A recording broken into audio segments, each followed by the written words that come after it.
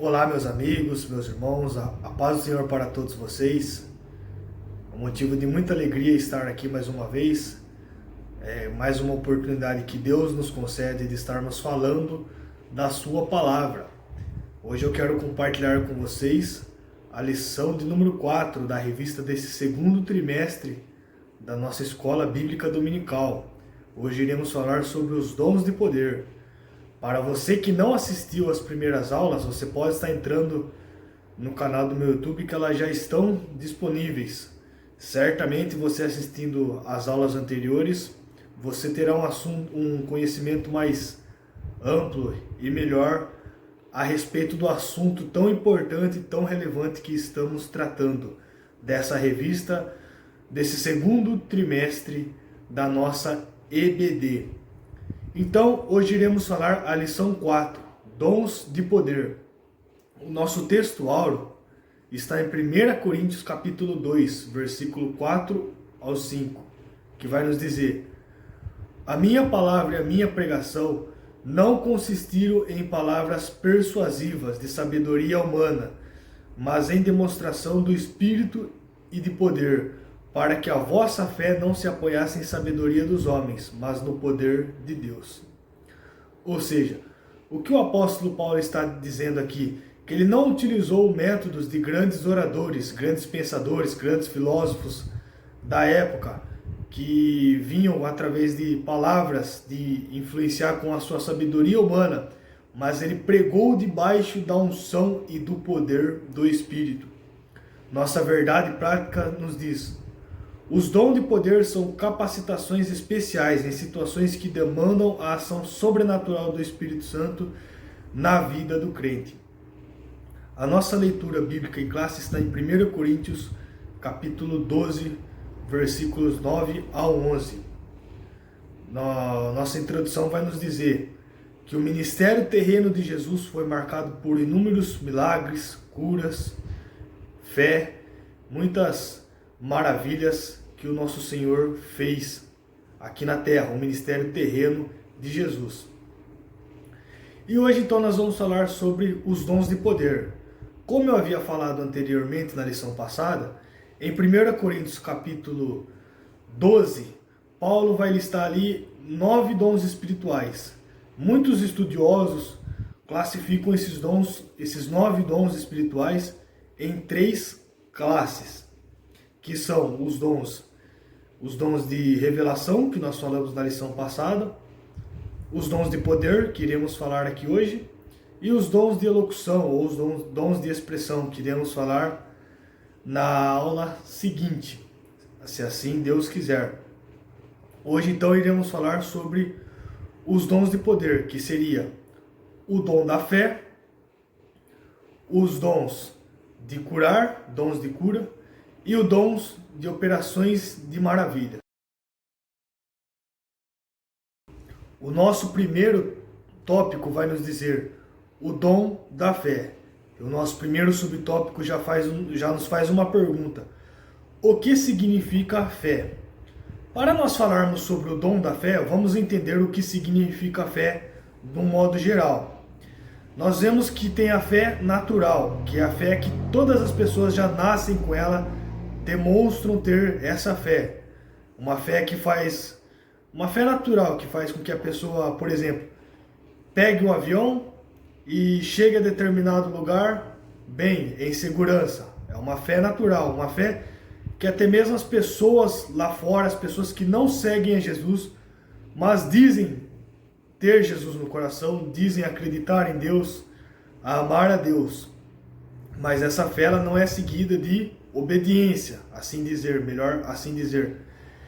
E nós vemos que tem a fé salvadora, que é a fé que ocorre na conversão. Ou seja, essa fé salvadora implica em seguir a Cristo, negar a si mesmo. É uma fé genuína, uma fé de obediência. Quando nós falamos dessa fé, nós entendemos que é o princípio da salvação, pois Efésios 2:8 nos diz que pela graça sois salvos, por meio da fé, e isso não vem de vós, é um dom de Deus. Essa é as duas fés que eu mencionei aqui, a fé natural, que o mundo né, pode ter essa fé, tem essa fé.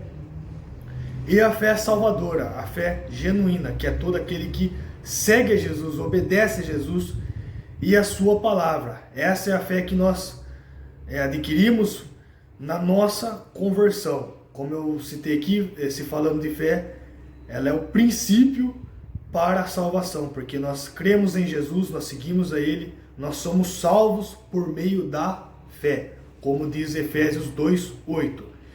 E através da fé é que Deus opera grandes coisas. Deus abre porta, Deus entra com providência, com provisão. Deus ele cura, Deus ele restaura, restitui. A Bíblia nos fala que sem a fé é impossível agradar a Deus. Então, basicamente, existem esses dois conceitos de fé que eu apresentei aqui. A fé natural, que o mundo assim o possui, o exerce, e a fé salvadora, que ocorre na conversão de todos aqueles que se convertem a Jesus Cristo, obedecem a Jesus e a sua palavra. Agora, o nosso segundo subtópico, nós vamos entender o dom da fé, a fé como um dom. O que seria então o dom da fé mencionado pelo apóstolo Paulo em 1 Coríntios capítulo 12? O dom da fé é a fé distinta daquela que recebemos na conversão. Muitos chamam ela de fé especial, que é para uma situação ou oportunidade especial. Então nós aprendemos que tem a fé natural, a fé salvadora e o dom da fé, que é uma inspiração divina para determinado propósito, para determinada situação. E agora nós vamos então ver exemplos bíblicos do dom da fé. Êxodo capítulo 14. Moisés, Israel sendo perseguido por Faraó, por todo o Egito, né? Como se não bastasse Faraó ali, Deus mandando todas as pragas ali como um sinal para libertar o povo de Israel. Faraó então decide perseguir Israel. E nesse evento aqui que nós encontramos em Êxodo capítulo 14, o povo está ali diante do mar, não tem como atravessar para fugir de Faraó e todo o seu exército.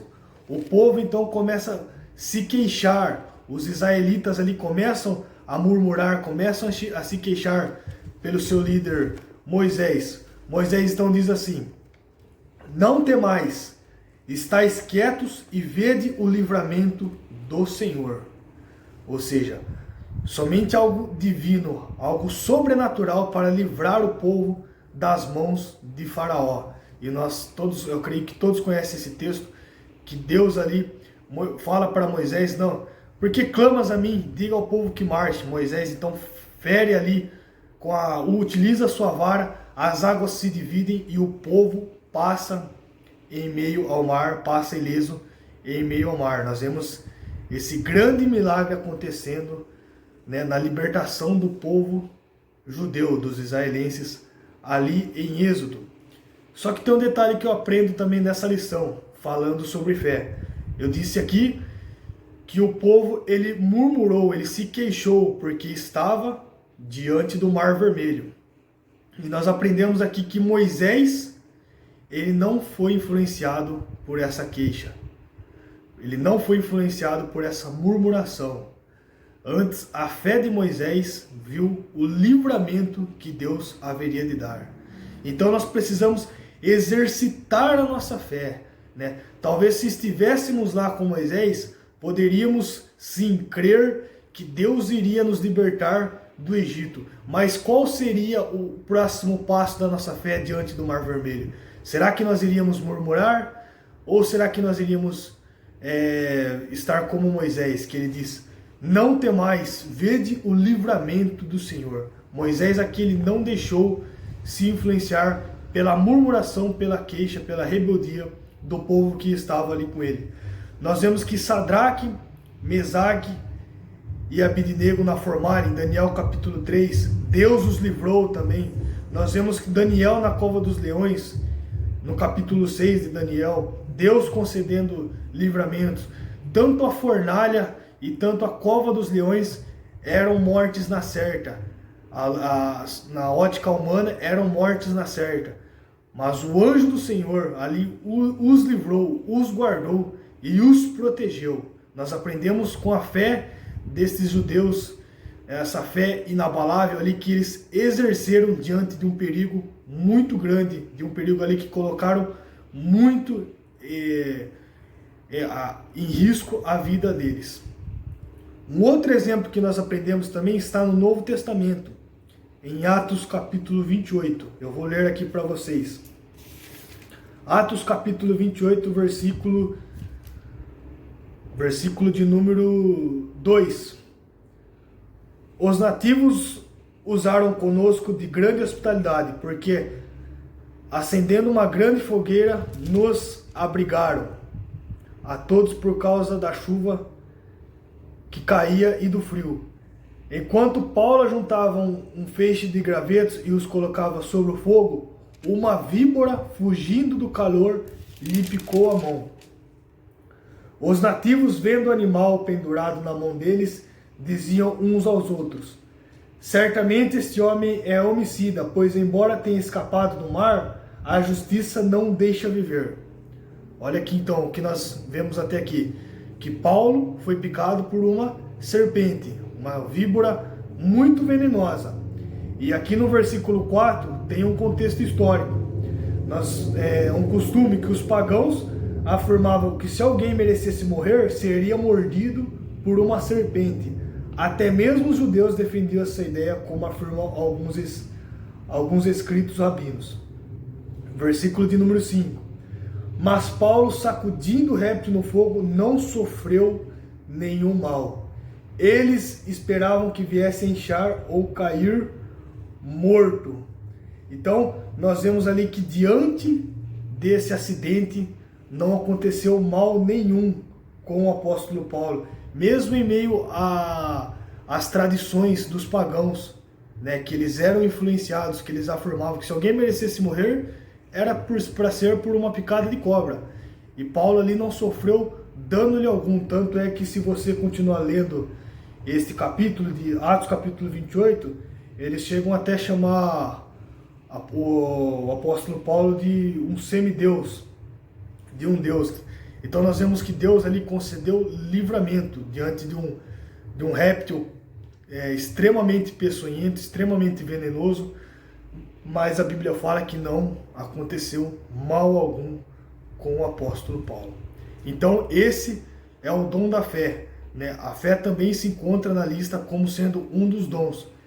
É algo sobrenatural divino, não é algo planejado, mas é uma inspiração divina para cumprir determinado propósito, determinada tarefa, resolver problema que assim Deus, pela sua soberana vontade, assim Deus quer fazer. Então nós aprendemos que tem a fé natural, a fé salvadora e o dom da fé como um dos dons de 1 Coríntios capítulo 12.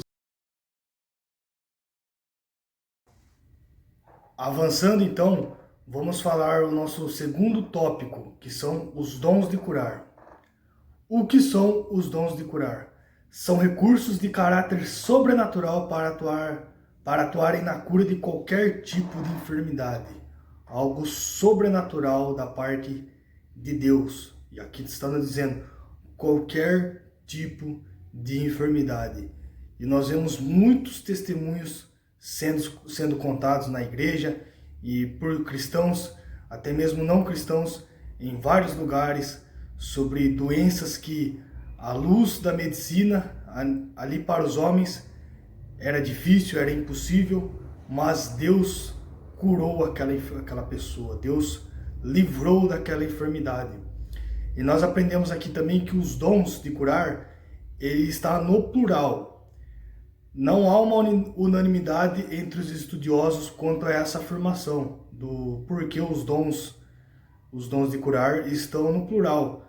Uns entendem que seria orar por enfermidades determinadas e seria um outro grupo que intercede. Nós percebemos, nós testemunhamos isso, que em muitos cultos, muitas reuniões de oração, muitos cultos, diversas reuniões na igreja, pessoas ali testemunham que foram curadas sem ao menos que houvesse imposição de mãos, enquanto outras pessoas ali com ato de imposição de mãos pelo ministrante, pelo pastor, pelo líder, nós vemos a cura e o milagre acontecendo.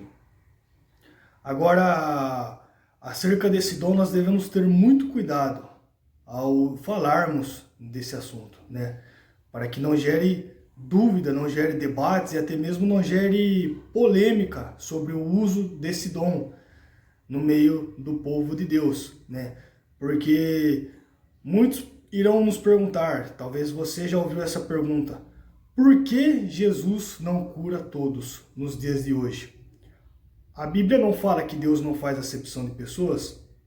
A Bíblia sim fala que Deus não faz acepção de pessoas, no sentido de que Deus ele quer salvar a todos, Deus ama a todos, Deus quer perdoar o pecado de todos, todos ali de forma, todos são importantes para Deus, por isso que Deus não faz acepção de pessoas.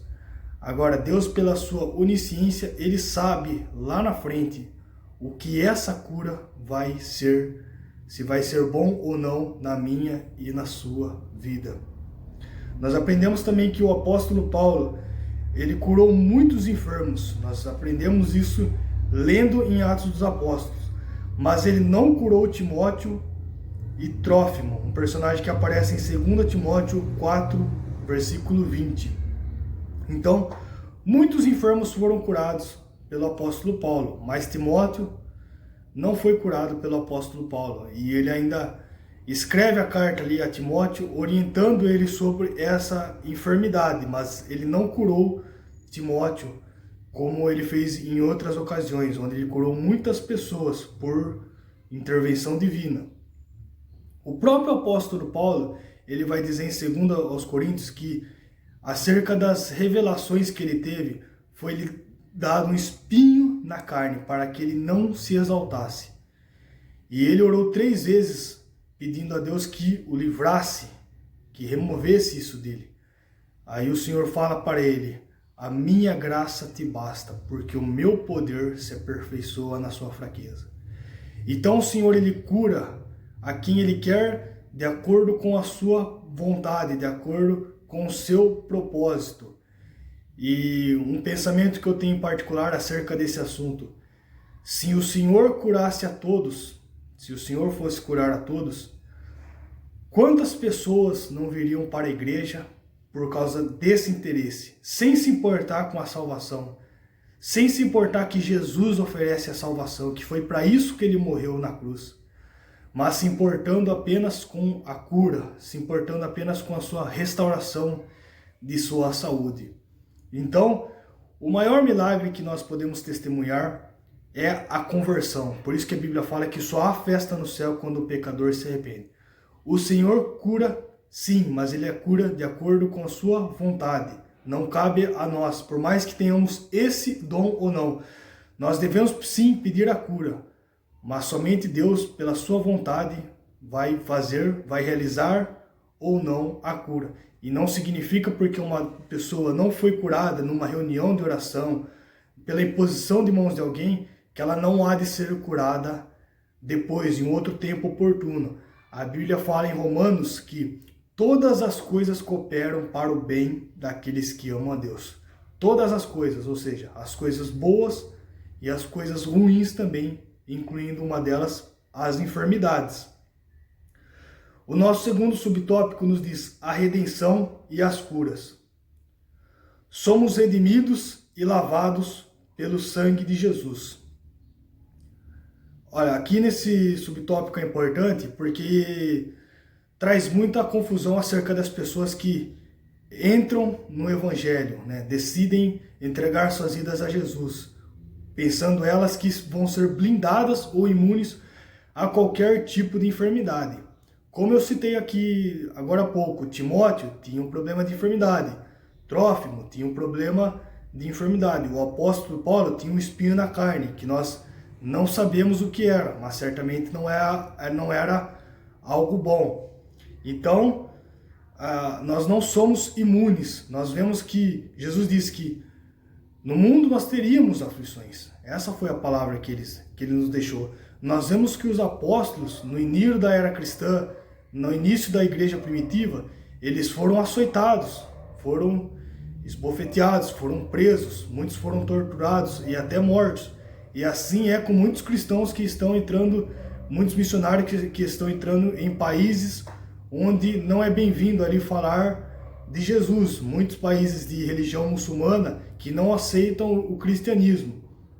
Então, não só a perseguição, mas também as enfermidades estão aí, estão presentes. Nós não somos blindados.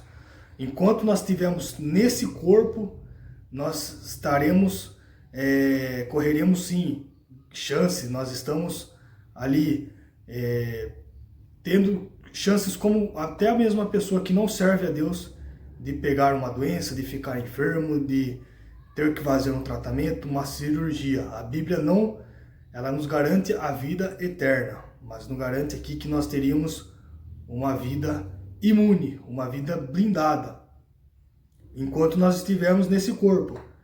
Romanos 8:22 nos diz que toda a criação geme e está com dores de parto, e não só ela, mas nós mesmos que temos as primícias do Espírito.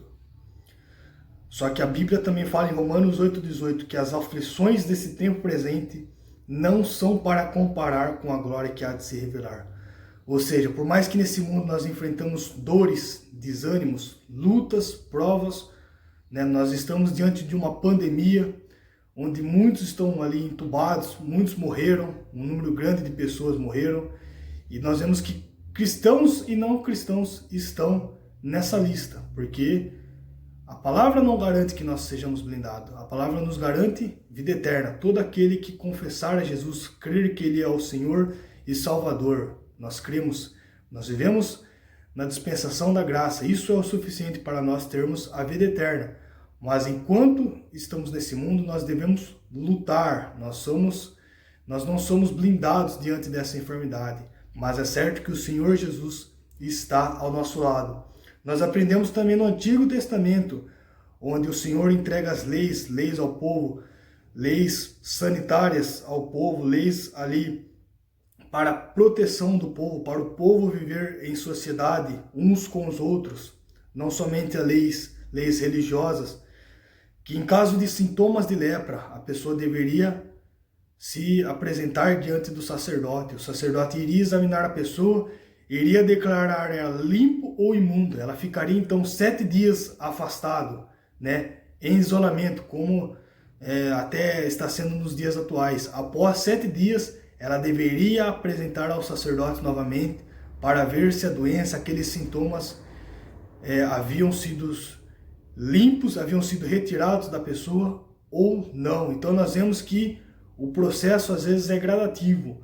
Os dons de curar são para hoje? Sim, são para hoje. Nós testemunhamos muitas curas, mas como eu mencionei aqui, tudo de acordo com a perfeita, boa e agradável vontade de Deus. Às vezes o processo de cura, ele é medicinal, ele é demorado, ele pode ser lento. Em outros casos, ocorre o milagre instantâneo por imposição de mãos ou por intercessões de alguém de sua igreja.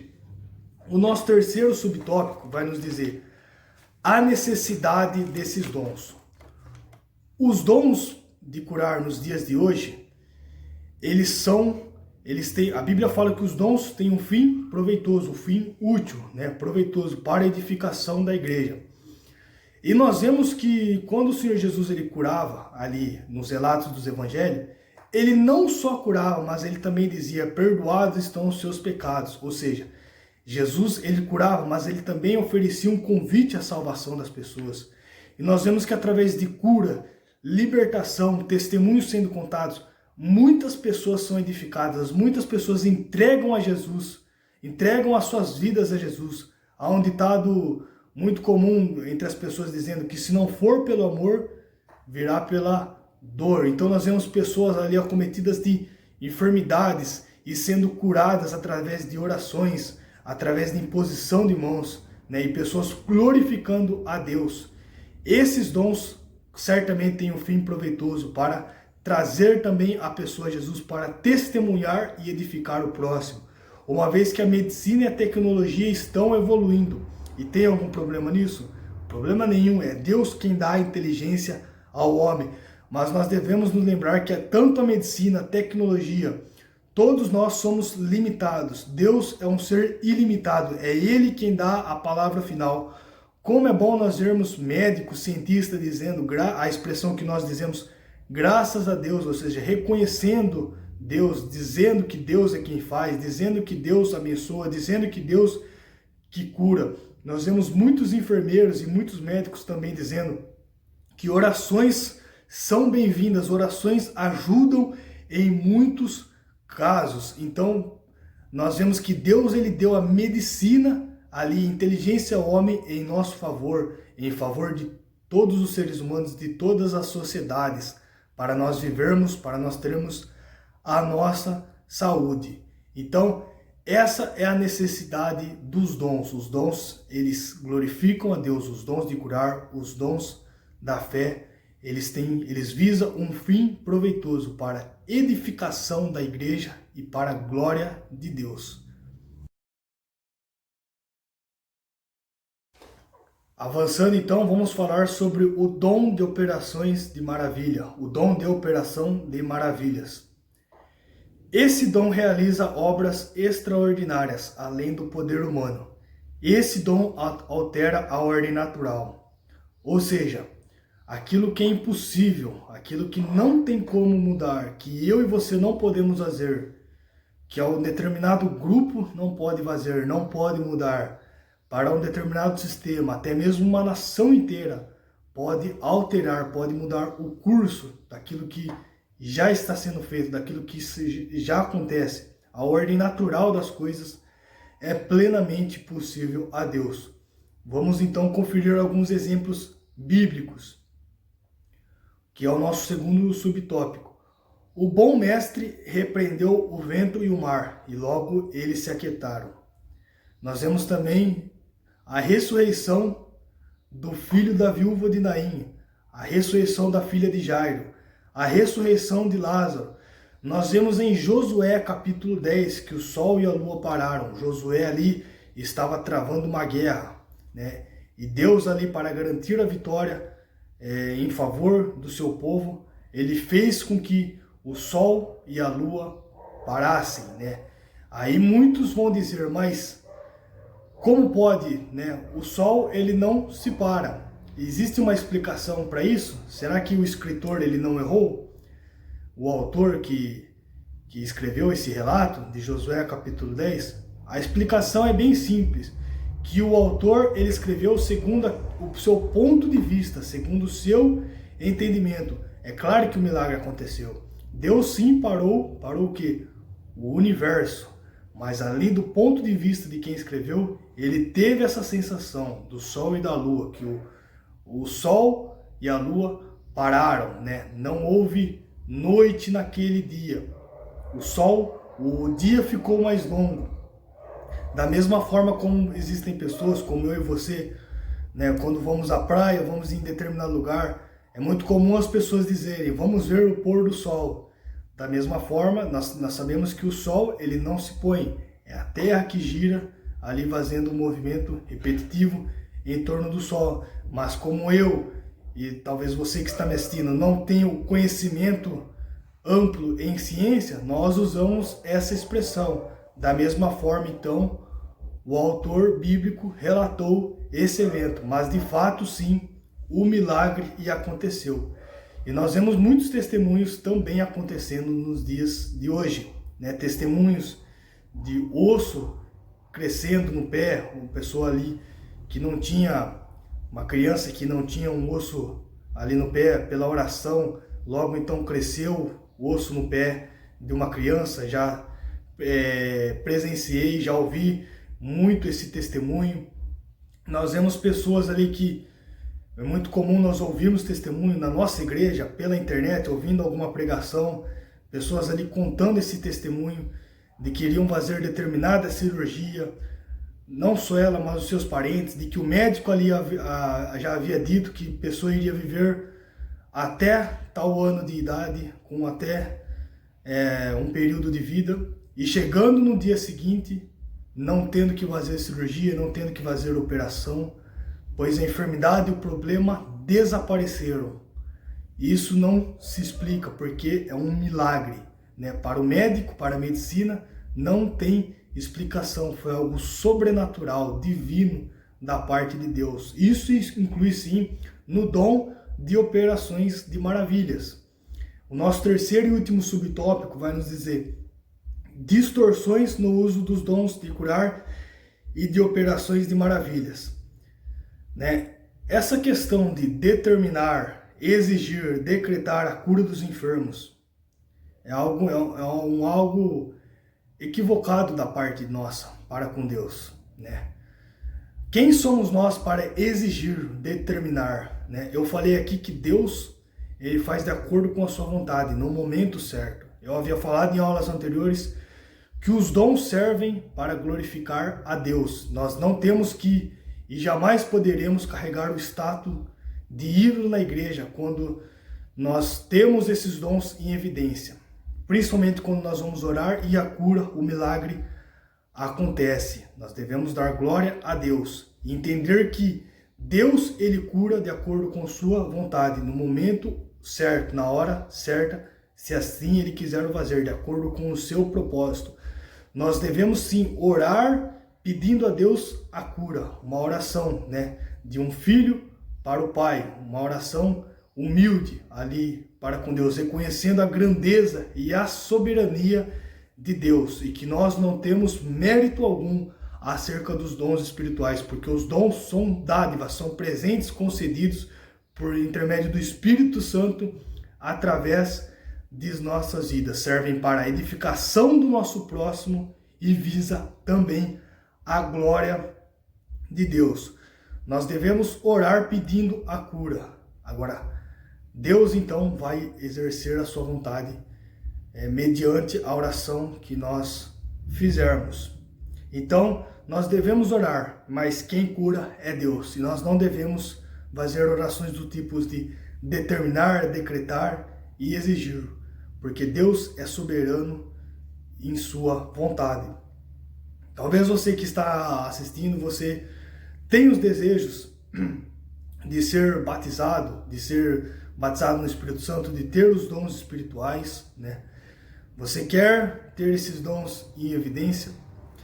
A Bíblia nos diz, em Marcos 16, para ir e pregar o evangelho a toda criatura, e estes sinais seguirão aos que creem, né? Mesmo tendo ou não tendo os dons de curar, os dons, né, de operar o milagre, operar a cura, nós podemos orar pelos enfermos, porque isso é uma promessa que o Senhor deixou. É um sinal de todos aqueles que creem, de todos aqueles que obedecerem, cumprir o chamado de Jesus.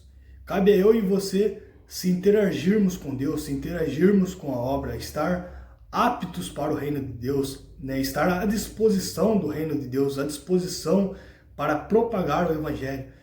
Eu sei que nesse período nós estamos atravessando momentos difíceis, de enfermidades, mas nós precisamos então ter uma vida de oração, uma vida de devoção, pedir a Deus, né, o que podemos fazer em meio a essa pandemia para Ele nos usar. Certamente irá se cumprir a promessa do Senhor Jesus em sua vida, porque diz que esses sinais seguirão aos que creem. E Deus, Ele quer muito salvar uma alma. Nós vemos em Atos dos Apóstolos, né? Filipe, ele tem uma visão, uma revelação para sair de um avivamento, né? Onde ali havia muitas pessoas, e ir para o deserto, pregar a uma única pessoa, porque Deus tinha propósito com aquele eunuco etíope, né? Nós vemos esse relato em Atos dos Apóstolos, de sair do barulho, de sair de perto de uma grande multidão e ir ao deserto para pregar a uma pessoa. Esse é um exemplo que muitos de nós temos que aprender e seguir. Eu espero ter contribuído com você acerca dessa lição, os dons de poder. Espero ter te ajudado E você que tem alguma dúvida, alguma colocação, pode deixar o seu comentário no YouTube. Você que me tem no WhatsApp ou no Facebook, pode me chamar lá para nós falarmos sobre a palavra de Deus, falarmos sobre esse assunto. Que Deus abençoe você e um forte abraço.